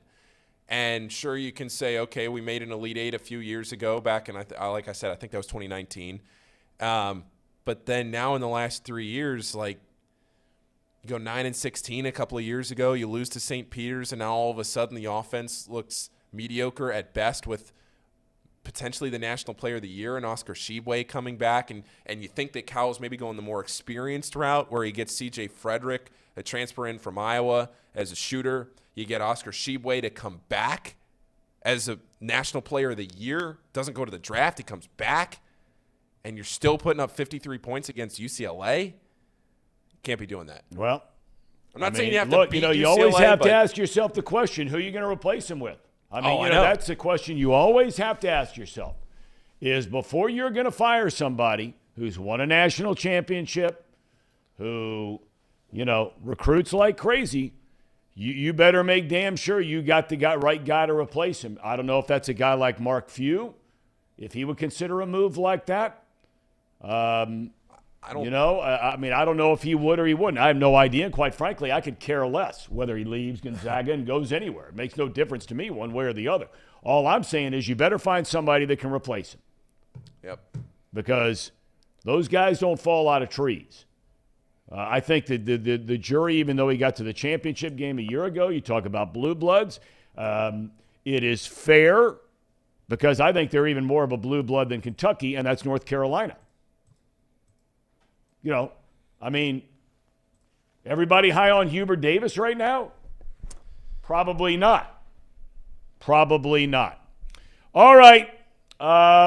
We have him twice a week. Although we didn't have him last week on Thursdays, too busy changing trains and all that kind of thing. And on his way to California, his third trip out to California. But let's start with the train. Tracer, I'm assuming by now you are in California. How was the trip?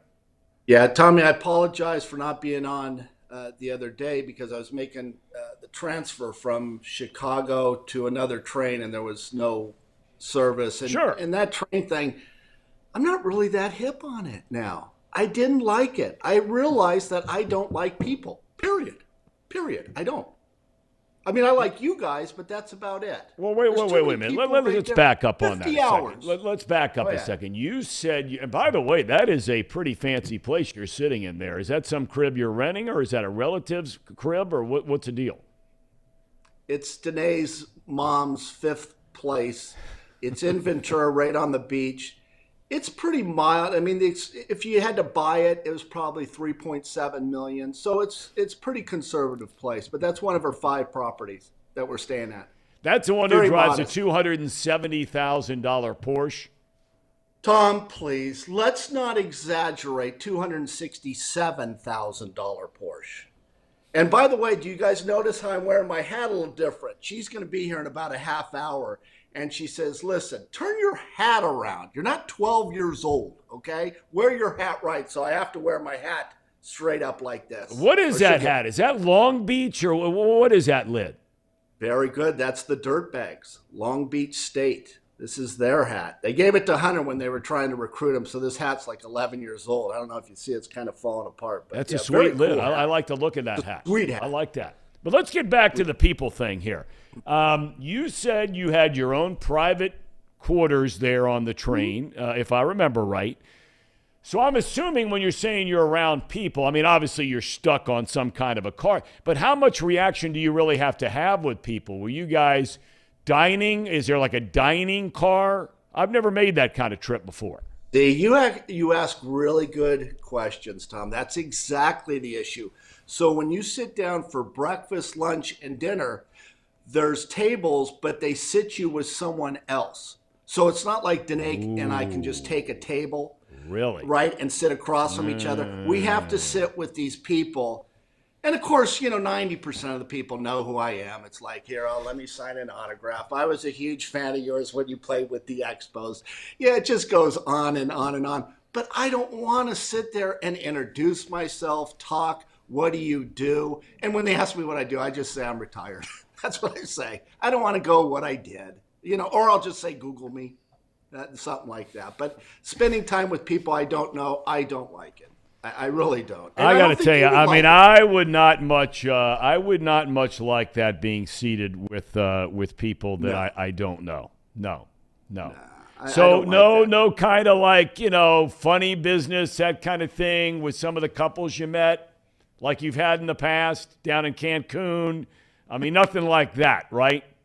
Well, I was eyeing this one couple, but, again, it's just, of course, they're from Great Britain.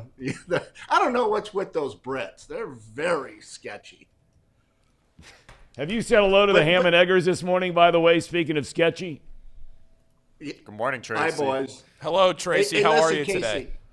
I'm doing good, but Casey, I would not do this for your honeymoon. I like that it's more of an established, someone that's been around the tracks, so to speak, to take a train, because it's too close.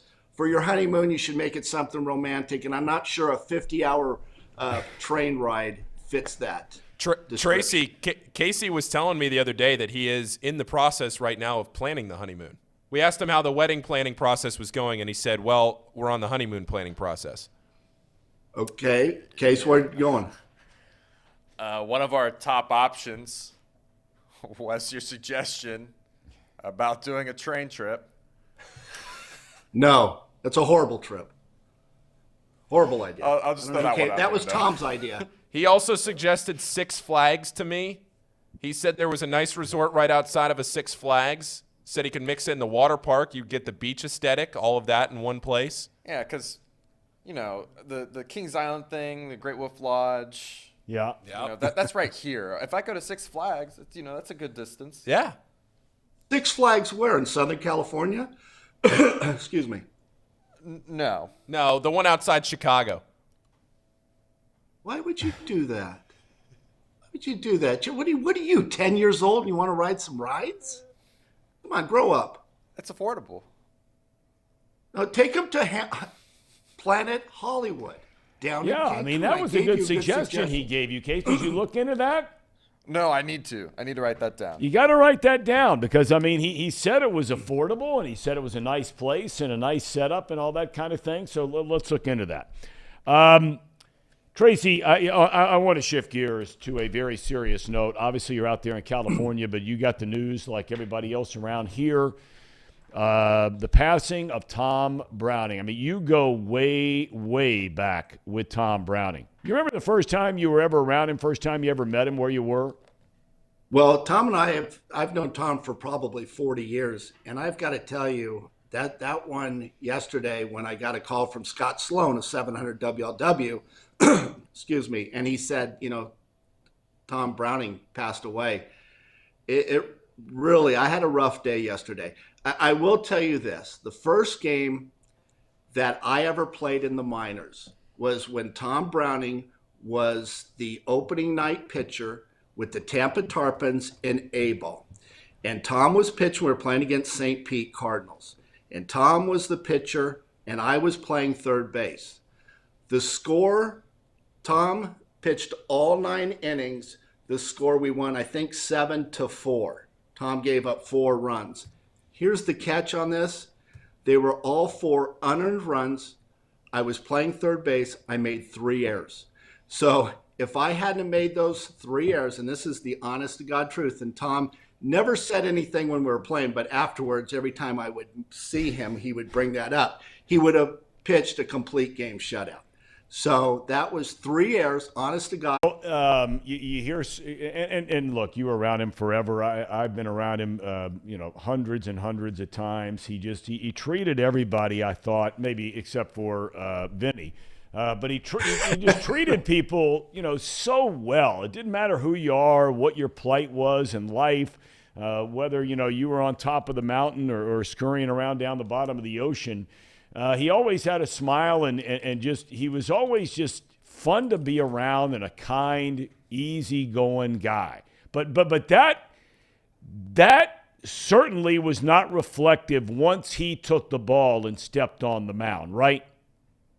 No, he was a totally different guy once. And a lot of pitchers are like that. We talked about Jack Morris. We talked about Randy Johnson being a different when they're pitching.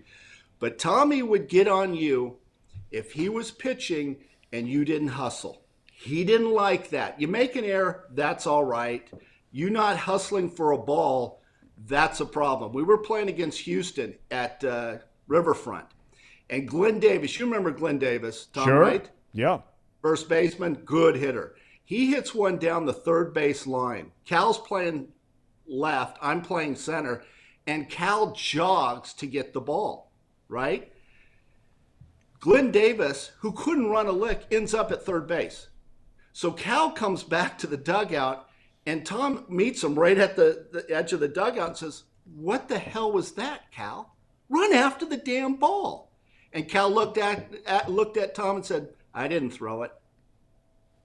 And that was that. But he didn't like it when you loafed. You know, Tracy, we had Paul Doherty on earlier, and look, you've been in the area ever since your playing career came to the end. You've made this your home. Thom Browning did the same thing. You mentioned from Cody, Wyoming, this became his full-time home. Look, this guy, like a lot of us, you know, had his ups and downs, and life was certainly not easy for this guy in the last number of years, and especially for his kids and now raising his grandkids. Yes. You know, when you would visit with him, had you been worried about him for a while? I think it's safe to say there were a lot of people that have been worried about him for a while.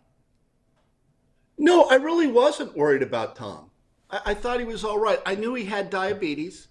I knew that he was taking care of his grandkids, right? He stubbed his toe or hit his toe on one of the grandkids' toys. And he didn't take care of it because the diabetic ended up having to have his toe amputated. And I thought that really was kind of like he started to go downhill a little bit the last couple of times I saw him. But I thought Thom was doing all right. People love Thom Browning. So when he went out, and sometimes I was out with him, he got a lot of attention. Yeah, he everybody loved the guy. In fact, my dad, you know, was telling me last night on the phone that he was with him 2 days ago at an event. Oh, really? And said that he had looked better. At least my dad thought that he had looked better than he had at any point in time in the last couple of years. He had finally gained some weight after losing a bunch of weight. He had good color to his skin. And appeared to be doing very, very well. This guy did anything the Reds asked him to do. I mean, anything, and just loved doing it. It was really kind of crazy. I mean, you go with people, and I'd been with Thom a couple of times, and everybody calls him Mr. Perfect. First of all, it's tough for me to call him Thom. I called him Puggy. Do you know where I got that nickname from? Yeah. You know, that's Pete's nickname that he gave him, Puggy. Really? I didn't know that. Tell me that story. How did you get that story?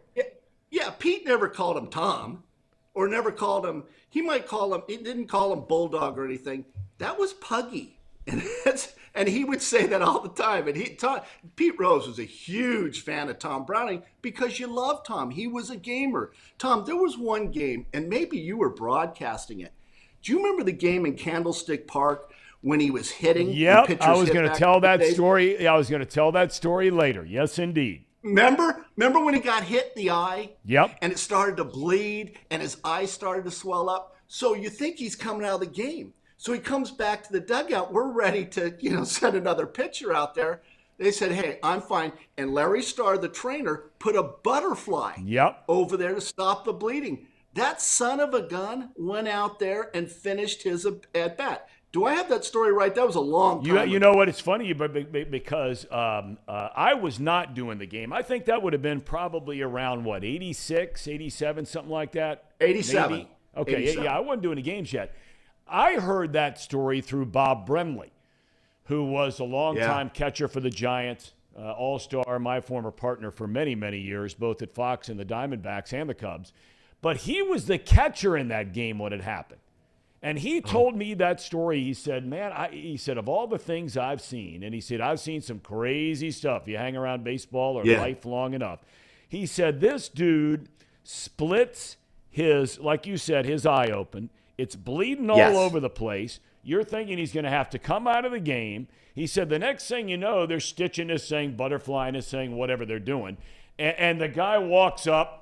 And there he is. He said, and I get down to crouch in the batter's box, and I just looked at him and said, man, you are a gamer. And as you know, from one player to another, when you hear that from an opposing player, that's as high a compliment as you're going to get. He took pride in that.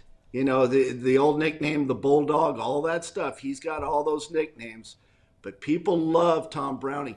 And I'll tell you, I don't know if you've touched on this, Thom. Remember he had that special pitch that no one throws anymore, right? Yep. The screwball. Yep. And he had great arm action. I don't know whatever happened to the screwball. One pitch that I could not hit. Well, there's many pitches I couldn't hit. But the screwball was my toughest. Whether it was Fernando, I faced Thom Browning. His screwball was nasty. And that was his pitch. And I think really the success of Thom was working really fast.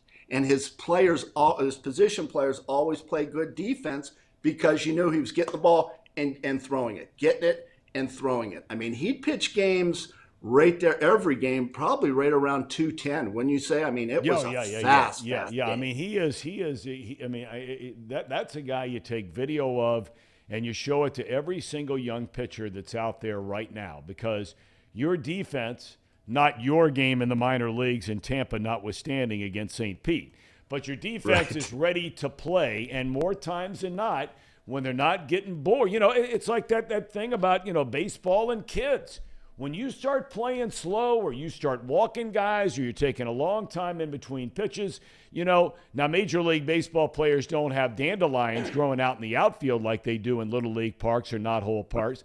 But I would imagine that playing behind a guy like Browning, you couldn't let yourself do anything but stay completely laser focused while you're out there on defense. You did. You knew it was going to be a quick game and we could get out, especially if we're on the road, and go to those strip bars that I like to frequent. And so did Thom, to be quite honest with you, but that's a whole different story.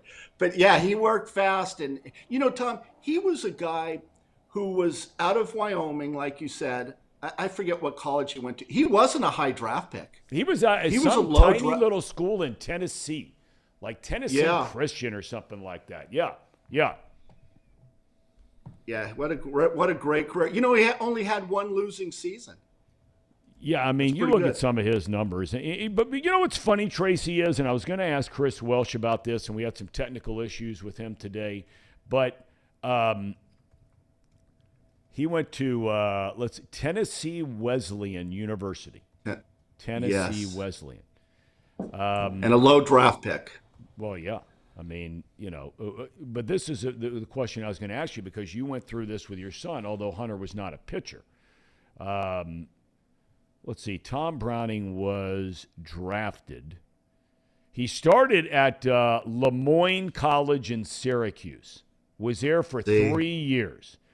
Then he goes to Tennessee Wesleyan College in Athens, Tennessee, and was a 9th-round pick. They stuck him in the Pioneer League, and if you can believe this, he led the Pioneer League in innings pitched, which is not a surprise, but led the Pioneer League in strikeouts. Then they send him to the Fall Instructional League, and in 78 innings, he punches out 101 and goes 8-1 for that Tampa team you were talking about, going back to 1983. But here's the question I was going to ask you. This is, again, Tracy, we get into topics about baseball and why I have so many issues with baseball on multiple levels now. Because Chris Welsh did go through this with his son, who within the last couple of years was a pitcher at the University of Louisville. He was a guy that did not throw more than 89 miles an hour, okay? You know and I know, because you took your son Tucker to all these showcase events. When he's this highly recruited high school player, eventually gets drafted by the Cleveland Indians. You know as well as I do, you're a left-hander that shows up throwing 85, 87, 88, 89 miles an hour. They're not even watching you throw 5 pitches anymore, the scouts in baseball today. Thom Browning would not be drafted today. I don't think Thom Browning hit 90 miles an hour, Tom. I could be wrong, but he's exactly the guy that would not get drafted. But saying all that, he was on the fast track. Someone from the Reds liked him, because remember, they had the great scouts there, and he was pushed through the system. That time I played with Thom in Tampa, he only pitched a few games. I mean, he was out of there and on his way to AA. He was on the fast track. So here's the deal with those type of pitchers. They'll give you a shot, maybe, but you better produce, because if you don't produce, they'll release you. A guy like Greg Maddux didn't throw hard. And do you ever see highlights of Greg Maddux back in A-ball? I mean, he was not a hard thrower, but he had really good numbers coming through the minors. So you just can't – they won't give you a second shot. They won't stay with you. Well, I mean, you hit the nail on the head. You got a great memory, Tracy. I give it up to you. I mean, this is going back to 1983, and for you to remember all this like it's clockwork, and you're spot on. So he was with that Tampa team that you were talking about in 83. He's only there for half the season. They send him to AA. where he throws another 117 innings. The next year, he starts a year at AAA. Okay, wins 12 games, leads the league in strikeouts. In July of that year, they bring him to the major leagues. So he was in A-ball half a year, or Pioneer League. Okay, now that's low-level rookie. Starts the next year at single A. He's there a half year, finishes a year at double A half year. Starts the next year at triple A half year. In the big leagues, in his major league debut, he beat Oral Hershiser and the Dodgers. Goes 8 1/3 innings in his major league debut, and he gives up 1 run. The next year, his first year, full year in the major leagues, he wins 20 games. First rookie to win 20 games going back to 1954. But I Here's still the thing with Tracy, he doesn't get – I'm with you, he doesn't get drafted. And here's the other part. Okay, I keep getting back, and it's not to bash baseball because we're talking about Thom Browning here, but there's no way you're seeing a pitcher that year with you in A-ball. In a half year, he throws 78 innings. In the second half of that year, he throws 117 innings. So this cat throws well over 200 innings his first year of professional baseball. You're lucky to find a major league pitcher who throws 200 innings now. He didn't want to come out of the game. He wanted to finish the game. He didn't want to turn it over. Thom Browning was just the opposite of a pitcher who was a 5-and-dive guy. You know, like a Scott Sanderson. I mean, Tom, you know that name. I mean, you give me 5 innings and I'm out there if I have the lead. Thom was exactly the opposite. Puggy wanted to finish the game. And what catches me off guard, and I didn't know this, and you've brought it up a couple of times, is the strikeouts. Yeah. I didn't know he struck that many guys out. On what pitch was that? Because he really didn't have a curveball. I mean, I think, and I keep thinking it was just fastball and a screwball. I could be wrong. I know he had another pitch, but those are the only 2 pitches I remember him throwing, and working fast and throwing strikes, and he could spot the ball. Do you have any idea, and maybe you don't, was he throwing? He had to have been to have that kind of success so young in his career. So he must have been throwing the screwball long before he became a professional pitcher, right? I think so. And I'm starting to think that his changeup was kind of that screwball. Because remember, he had as a hitter, I'm always breaking down pitchers. And I think he had such good arm action, fast arm action, and then he would turn it over a little bit. And like I said, it takes velocity off the pitch, but it also has movement down and away to a right-handed hitter. He was very difficult. And he had again, I'm giving you a scouting report on Thom Browning because I had to face him, a very good move to first base. He could fill his position. He could bunt. If you had a pitcher that needed to put down a bunt, he could do all the little things. A lot of Reds players back then could do it all. And Thom Browning was a pitcher that could hit a little bit, but he'd put down that bunt every single time. And if he didn't, he'd be very disappointed in himself. You know, we just got so many incredible points being made by so many, and remembering, Thom Browning Tracy, you knew Joe Nuxall. We were talking with Paul Doherty about this earlier. You knew Sean Casey. I mean, you know both of them. Yep. You knew Joe, and you still know Sean, and that kind of thing. Yep. What was it, do you think, that made Thom Browning so popular with just the regular fans out there? Did he do something different than a lot of other guys? If you were giving him advice, you would say you ought to be more like Thom Browning in what way? Because he's easygoing. He's approachable. I'll give you another nickname that he went by, was Otis. Remember Otis from the Andy Griffith? I'm just telling you that, and everybody liked Otis, right? How can you not like Otis? And that's sometimes, Pete would refer to him as Otis. He just had an easy way about him. He had that presence, but yet he was approachable. And he would sit down there, and like I said, we'd go to the bar, and we would sit down and tie one on there and have a couple of cocktails and just tell stories. He's a great storyteller as well. But I just think he had he just had some tough times. And I think he had a lot of responsibility with his kids, his grandkids. And I just feel bad. I do feel bad. I mean, being with someone and knowing him for almost 40 years, that's kind of tough.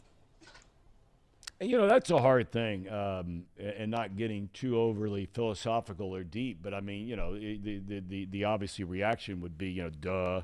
You know, the older you get and you start watching people, you know, pass away that you've known forever. And my dad and I talk about this frequently because he's up, you know, now 80 years old, and people you've known forever start to pass away. I mean, it can be very much an eye-opening experience for not just the people obviously around him, his family, but for fans, for teammates.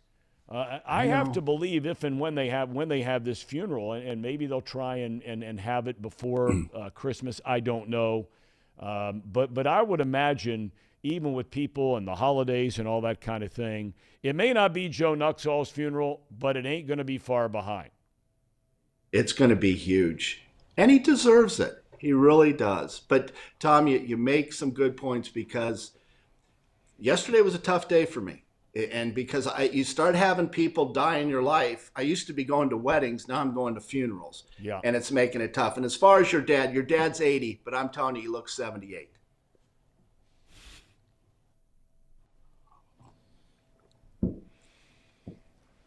I'm sure he'll appreciate that when I see him later. He always We're having does. Christmas at his house tonight. Oh, really? What are you having for dinner? Probably skyline dip. Chick-fil-A. They're always aiming to please the kids, Tracy. You know, him and Amanda, it's all about the kids. It's not about the adults. Although I could eat either one of those from now until the cows come home. Are you a big Skyline dip guy, Skyline chili guy, Gold Star, whatever, Cincinnati chili guy? Well, you know, Gold Star has a new. I've been eating their hamburger. I like their hamburger and fries. I'm not a big fan of the chili. I like chili with beans and so on and so forth. Are you being serious about this hamburger thing? Because they are serving hamburgers now, and you've actually tried one? Oh, it's really good. Ask the Ham and Eggers.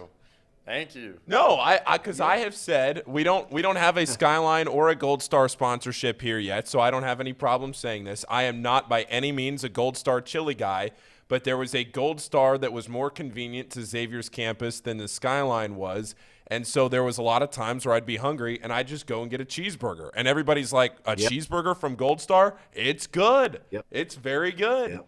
Well, we got a lot of people in the chat right now. I mean, Everett, Jordan, some others saying, man, these burgers, Sir Boy Wonder, Steve Jones, saying they're awesome. They're so good. I mean, they make a cheeseburger. I like the fries there. What? They're fries. I like the fries. The fries are really good. I didn't even know this. Gold Star has evolved from not being a chili place to now just being a very good burger chain. I had no idea about this. I mean, they still do the chili. I'm just saying that, like, they kind of realized, I guess, that they had something in this cheeseburger, and it's good. I mean, it's the better chili place to go anyway. That's just so wrong. You're already there. Just get a burger. That's wrong. I mean, you know, you can get into that whole thing. That's always up for debate. So you're not. What you're saying is, if I hear you right, Tracer, you're not a chili guy. No, you can get a can of Hormel chili without the beans. It's about 100 times better than both those places. I'll tell you what, I'm a big fast food guy. You know what I had last night, Thom? What? You'll appreciate this. What's El that? Polo Loco. Polo Loco. Yep, had that before. Very Yep, solid. And solid. last night, the time before, I had In-N-Out Burger. I was getting right. That's where I was going next. Now, you know, there's a place for people in this part of the country. We don't have those here. They remind me in many, many ways of Chick-fil-A. And what I mean by that is every time you go, the consistency factor is fantastic. The service is good. The product is always good. It's very rare you would walk into a Chick-fil-A or In-N-Out and not walk out and feel like, okay, solid, right? Solid. Well, I'm a burger guy. I'm an expert on hamburgers. Yeah. I love hamburgers. I mean, even the new See, I'm a little hungry, and I'm fasting today, so I won't eat till, another 15 hours. So I'm already hungry. And Arby's got a good burger too. They rolled that thing out. It's not bad. It's not. I like McDonald's. I like any burger. There's not a burger that I dislike. Yeah. Well, I mean, I've had some I don't like, but I mean, I still think there are a lot of really good ones out there. Ham and Eggers, you guys seem to be very much in touch with a good burger. Oh, yeah. I mean, if you've got to pick one, what is it? And I don't mean some highfalutin joint where you're paying $14. No. I'm saying regular ham and egger kind of joint. Casey, go first. I have my answer. To me, it's Wendy's. Yes. Wendy's, Well, okay. Wendy's. All right. Culver's is my answer. I love a Solid, good Culver's solid. burger. I think Burger King still has a great burger. Oh, no, that's what I was just going to say. Come on, Tom. I think Let's they have get great with it a burgers. little. It's I terrible. think they're great. It's terrible. First of okay. all, the bun is too fluffy, and they've got how much ketchup and mayonnaise, and the tomato is too thick. Every time I give those poor bastards a second chance, they screw it up. I hate Burger King. They're the only bad hamburger place. Come on, There Tom, goes you the gotta- advertisement from Burger King. I'm not an In-N-Out guy. I'll be honest. I've had it. I'm not a huge In-N-Out guy. I think I need to give it another shot. It wasn't terrible. Like, I'm not going to write it off, but I need another shot at it, Tracy. And I like Five I agree. Guys, It too. gets a little overrated. Yeah. What do you like? Five Guys. I like solid. Five Guys. Solid. I like Frisch's. All right, Tracer. So your Christmas plans are to be in California Christmas? Are you just staying out there for a while, flying back, taking the train back? What are you doing? No, I'm going to be here for a while. Actually, Thursday, we're going to Costco, and I am buying the prime rib. Okay. For dinner. There's going to be 8 of us. I think I'm going to get a big old prime rib. Now, that's you guys. Have you guys ever, the ham and eggers, have you guys ever had prime rib? I actually just had it a couple weeks ago. No, I'm you not had talking it over, about the you stuff said from at Golden Arby's. Corral, right? Is Absolutely, that what you said? Tom.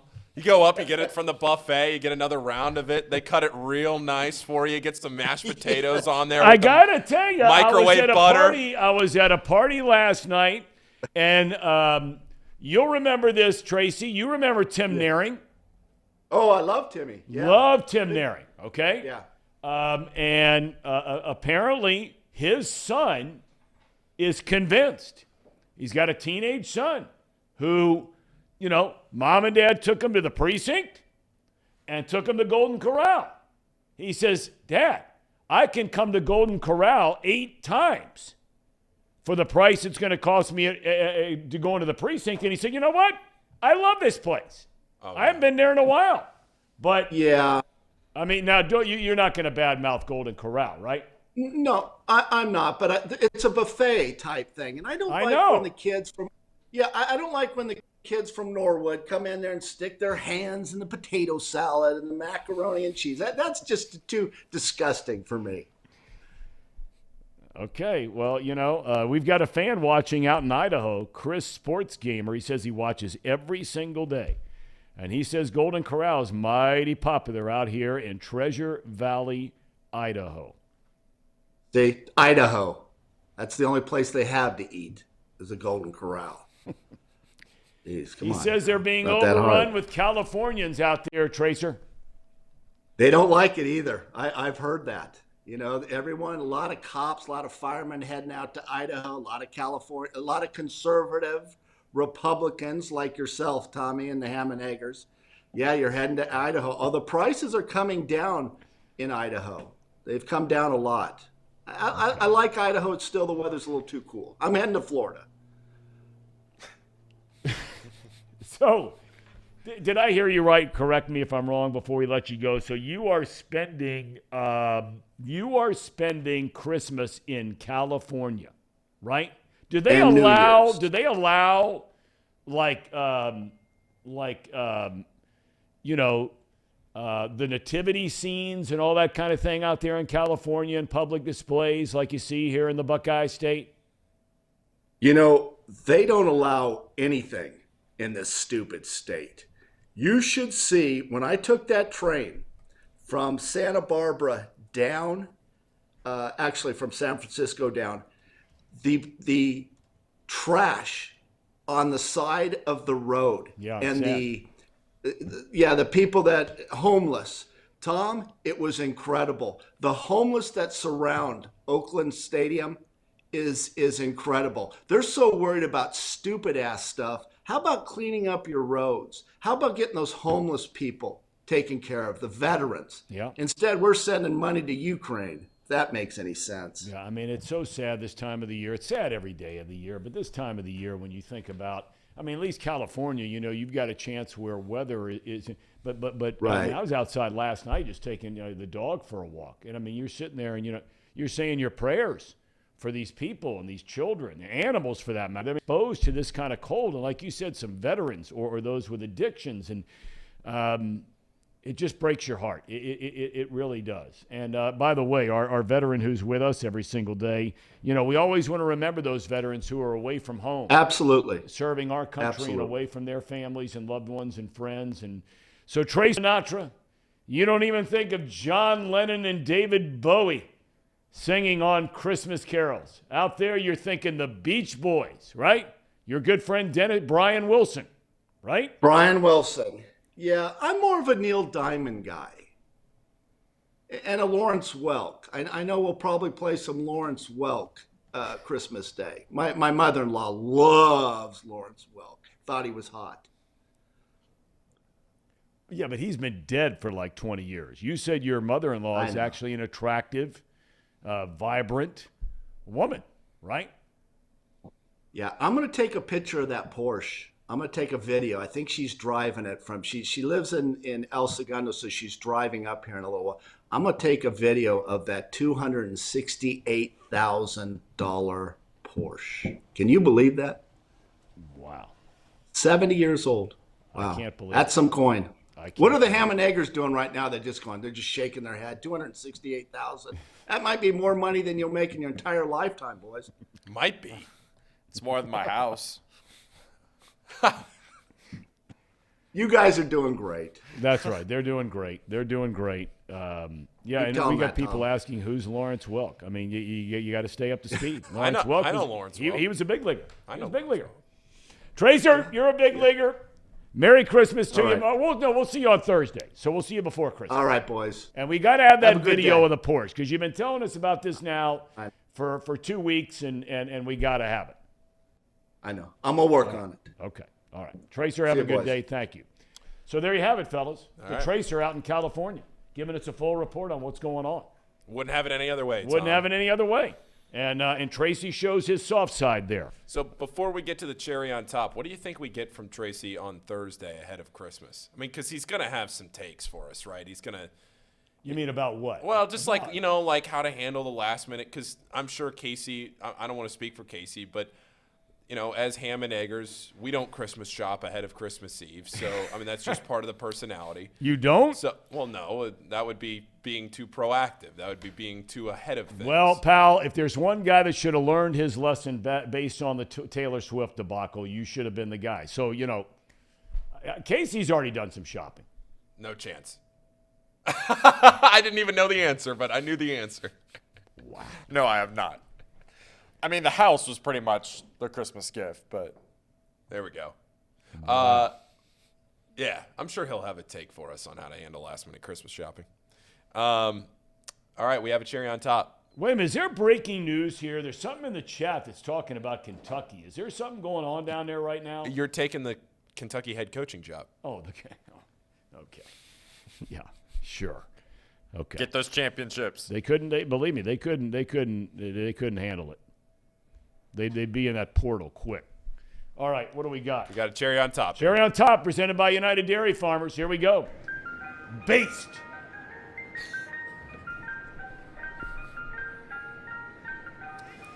So for Thom Browning, just to cap off the show. Amen. Couldn't end the show without showing this famous picture. Yeah, this was unbelievable. I was calling the games for the Cubs at the time. And my dad was next door calling the game on the radio for the Reds. And Thom Browning, story's legendary. It's well documented by the paper. It's beautifully written today. It tells you everything you want to know about it in the Inquirer. about how it happened. He goes up there. In fact, he was invited back for the anniversary of that a couple of years ago. It was like the 20th anniversary, 30th anniversary maybe? Yeah, 30th. It was unbelievable. And there's one guy, though, on the planet that found no humor in it whatsoever, and that was Davey Johnson, the manager of the Reds. He was livid. Because this is one of his players. And, he looked at it like, hey, look, this is our job. And, Tom Browning, God bless him. I mean, look at that shot. Is there anything cooler than that shot right there? Seriously. You could look at 10,000 pictures over the next year, and you might find something as cool. There is nothing cooler than that picture right there. It's the best. Being a kid again. Yep. And doing what every single person that's ever – I mean, we were already going to miss a couple, but let's get it back tomorrow. Okay, all right. Because we got a lot of bowl games coming up. All right, sounds good. All right. Guys, thanks so much for joining us. We appreciate you being here with us. And you know what? Thank you, our retired veteran, for asking us to remember to think of all those who are serving in the United States of America military and away from their friends and family during this holiday season. God bless you all. Have a great day.